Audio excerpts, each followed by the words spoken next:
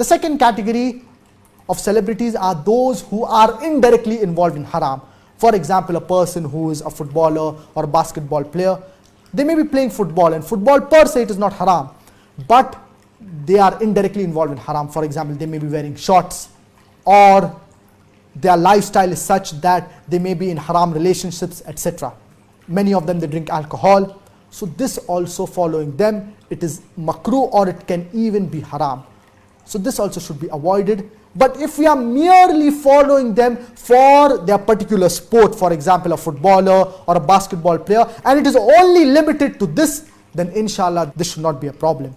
Best is but natural to avoid, but this, it should not be a problem.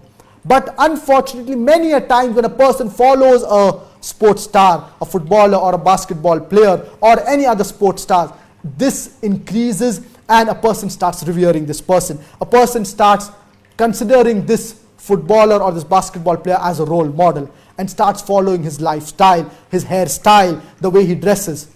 All of this, it should totally be avoided.